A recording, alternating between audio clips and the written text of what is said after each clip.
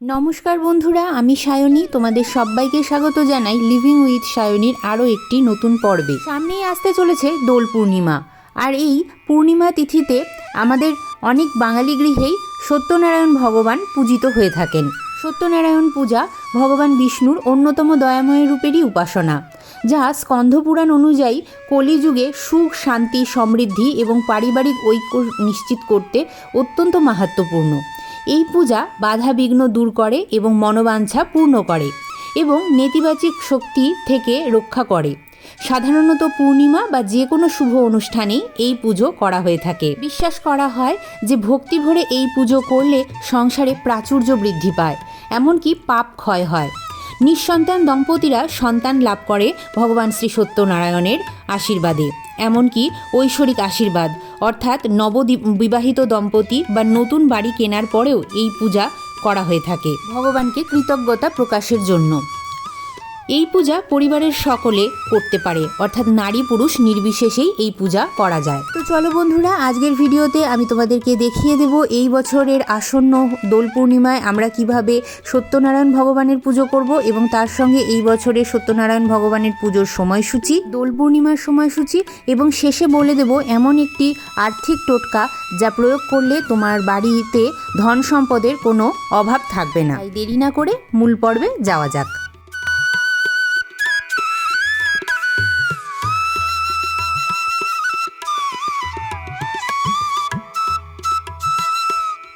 নারায়ণ পুজো সান্ধ্যকালীন পুজো, তাই সন্ধেবেলায় স্নান সেরে ঠাকুর মন্দিরে এসেছি। পূর্ব দিকে মুখ করে জলচৌকি পেতেছি, তার উপরে নারায়ণের অত্যন্ত প্রিয় পীতবর্ণের একটি আসন পেতেছি। তার উপরে প্রতিষ্ঠা করেছি শঙ্খচক্র গদাপদ্মধারীকে। যে কোনো বাঙালি পুজোরই অন্যতম অঙ্গ হলো আলপনা, তাই আসনের সামনে একটু আলপনা আমি দিয়ে নিয়েছি। এরপর আমি আমার দেহ এবং মুখকে শুদ্ধিকরণ করব, অর্থাৎ আচমন করব। হাতে নিচ্ছি গঙ্গা জল, বলছি তদ্বিষ্ণু পরমং পদম সদা পশ্যন্তি সুরয় দিবিব চক্ষুরাতম ওম বিষ্ণু ওম বিষ্ণু ওম বিষ্ণু। এরপর হাতটিকে আবারও একটু গঙ্গা জল দিয়ে আমি ধুয়ে নিচ্ছি এবং বিষ্ণু স্মরণ করে নিচ্ছি। বলছি অপবিত্র পবিত্র বা সর্বাবস্থাং গত পিবা যৎসরেত পুণ্ডরিকাক্ষ সবাহ্য অভ্যন্তর সূচি নমসূচি নমসূচি নমসূচি। প্রথমেই আমরা স্নানের বিধি সম্পন্ন করব, তাই একটি পরিষ্কার গামছার মধ্যে আমি জল নিয়ে নিচ্ছি, গঙ্গা জল এটা। এর উপরে আমি নিচ্ছি একটু অঘরু। ওম নমঃ ভগবতে বাসুদেবায় নমঃ, এই মন্ত্রটি বলতে বলতে আমি ভগবান শ্রী নারায়ণের যে চিত্রপটটি আমার কাছে আছে তা আমি মুছিয়ে নিচ্ছি। পূজাবিধি শুরু করার আগে চলো দেখে নেওয়া যাক দোল পূর্ণিমা এবং সত্যনারায়ণ পুজোর এই বছরের সময়সূচি। এই বছর দোলযাত্রা বা দোল পূর্ণিমা পড়েছে 3 মার্চ 2026, বাংলার 18 ফাল্গুন 1432 মঙ্গলবার। পূর্ণিমা তিথি শুরু হচ্ছে 2 মার্চ 2026, বাংলার 17 ফাল্গুন 1432 সোমবার সন্ধে 5:55 এবং তা স্থায়ী হবে 3 মার্চ অপরাহ্ন 4:59 পর্যন্ত। শ্রী শ্রী সত্যনারায়ণ পূজার সময়সূচি পড়েছে 2 মার্চ 2026, বাংলার 17 ফাল্গুন 1432 সোমবার, প্রদোষকাল সন্ধে ঘন্টা 5:44 গতে 7:12 মধ্যে। এই দিনই পূর্ণিমার নিশি পালন। সত্যনারায়ণ পুজোর একটি বিশেষ অঙ্গ হচ্ছে মোকাম সাজানো। এই মোকাম সাজাতে কি কি লাগে চলো দেখে নিই। 5টা কলা, 5টা সুপুরি, 5টা কাঁচা টাকা, 5টা পান পাতা, এমনকি 5টা উপবীত বা পৈতে। এছাড়াও লাগে 5টা সাদা রঙের বাতাসা। এবার আমার পুজোর সাক্ষী হওয়ার জন্য আমি অগ্নিদেবকে আবাহন করব। তার জন্য এখানে আমি একটি তেলের প্রদীপ প্রজ্বলিত করছি। তোমরা চাইলে এখানে একটি ঘিয়ের প্রদীপও প্রজ্বলিত করতে পারো।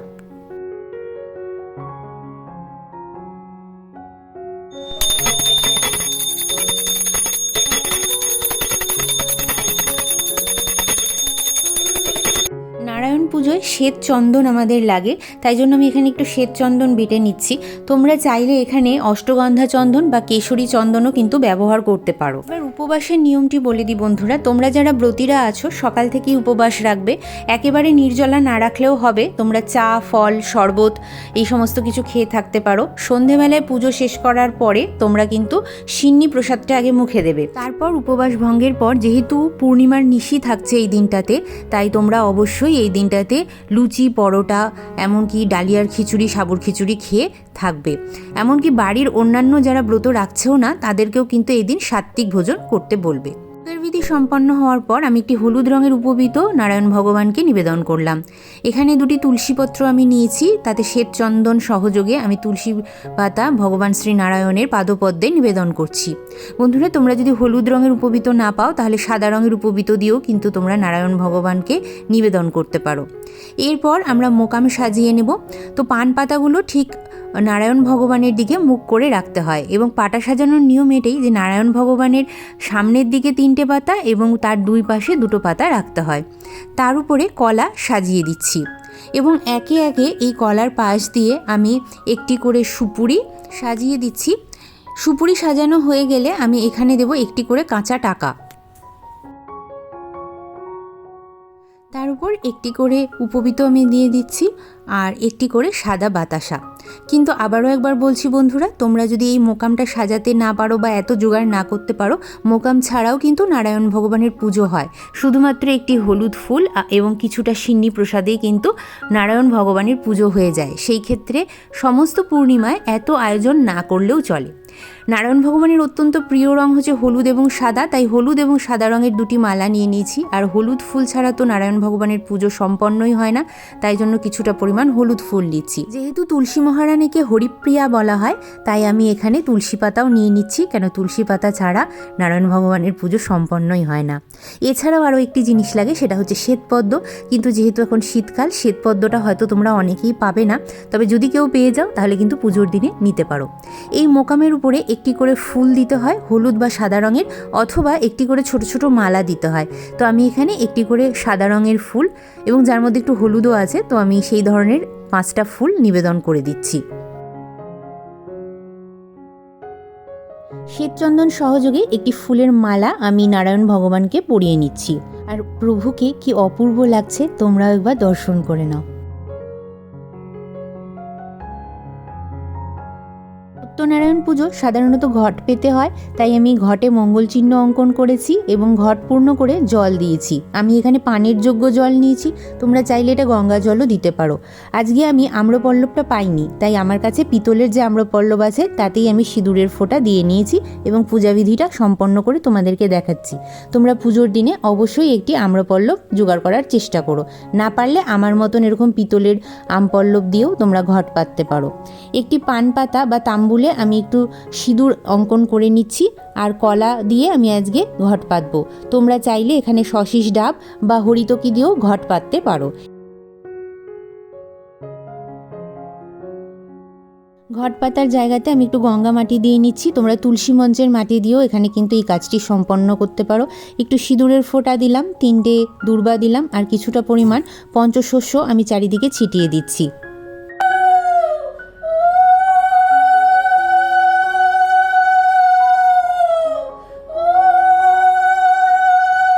নারায়ণ ভগবানের ঘট আচ্ছাদন হিসাবে একটি সাদা বা হলুদ রঙের চেলি কাপড় দেবে। তার উপরে দেখো আমি একটি চাঁদমালা প্রতিষ্ঠা করলাম এবং তার উপরে গণেশ ভগবানের নামে একটি উপবীত বা পৈতে আমি নিবেদন করে দিচ্ছি।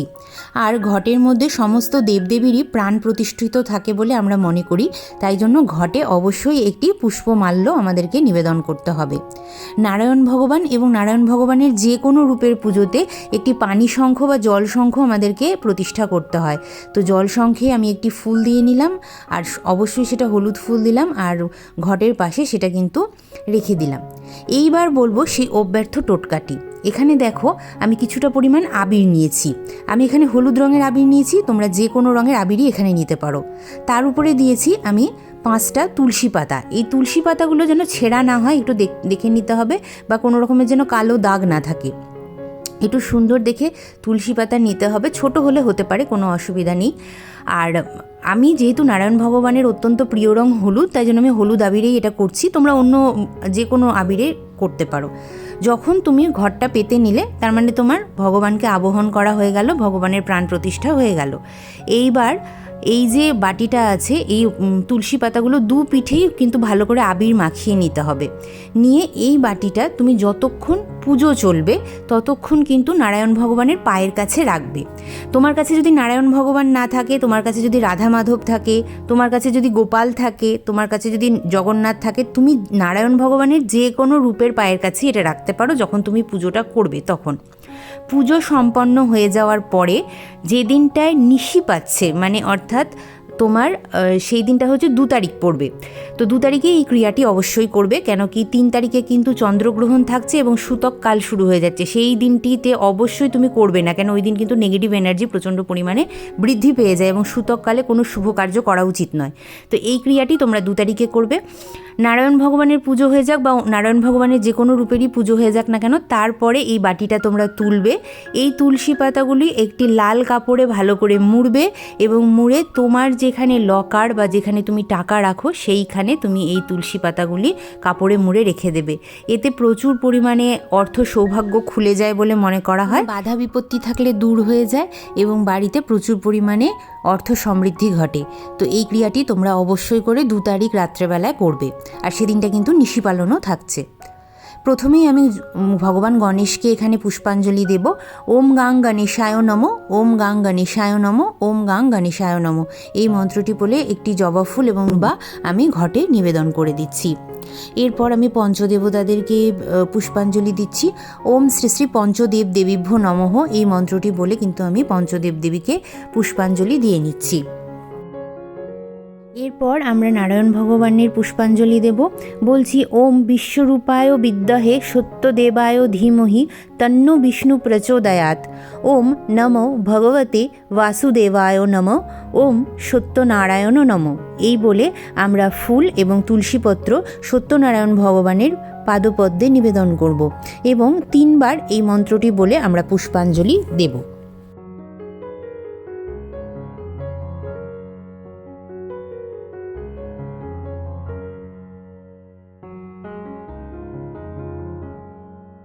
এরপর আমরা প্রণাম জানিয়ে নেব।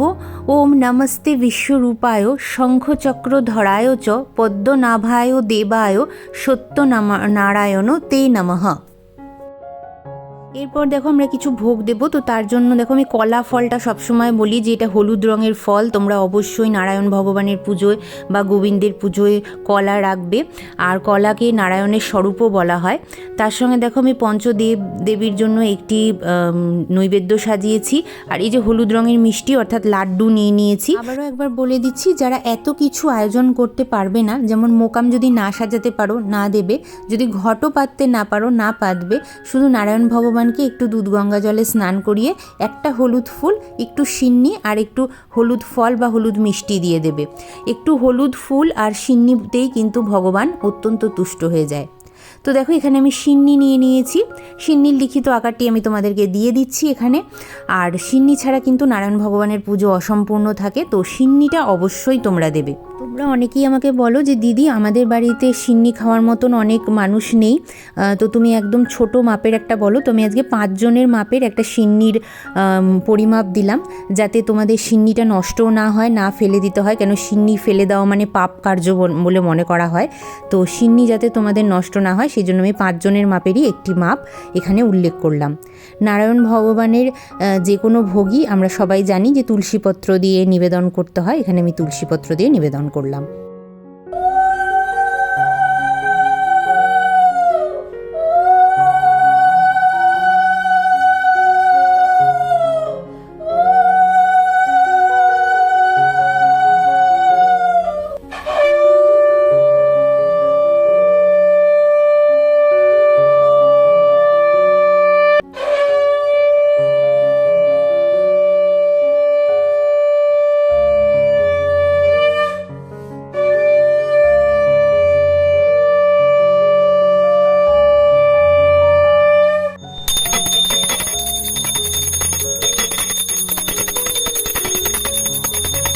যেহেতু দোল উৎসব, যে কোনো ভগবানের পায়েই আমাদেরকে আবির নিবেদন করতে হয়, তো আমি এখানে বেশ কিছু আবির নিয়ে নিয়েছি।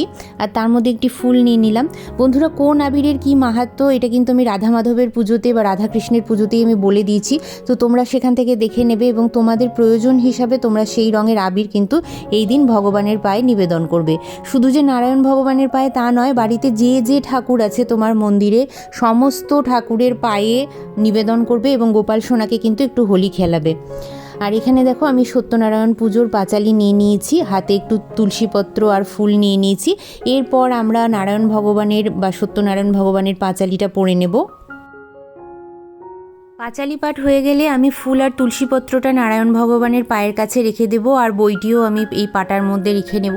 এরপরে প্রণাম জানিয়ে তোমরা নিজের মনস্কামনা জানাবে, নিজের বাড়িতে যা যা তোমার প্রয়োজনীয় সেটা ভগবানের কাছ থেকে আশীর্বাদ চেয়ে নেবে।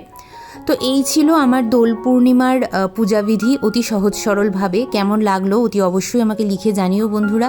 ভিডিওটি ভালো লাগলে লাইক শেয়ার করতে ভুলো না। যারা আজকে আমাকে নতুন দেখছো তারা প্লিজ আমার চ্যানেলটিকে সাবস্ক্রাইব করে আমার পাশে থেকেও আমার বন্ধু হয়ে যেও। চলো তোমাদের সবাইকে জানাই দোল পূর্ণিমার আগাম শুভেচ্ছা। তোমাদের সকলের জীবন রঙিন হয়ে ভালোবাসা ও আনন্দের রঙে সত্যনারায়ণ ভগবানের আশীর্বাদে।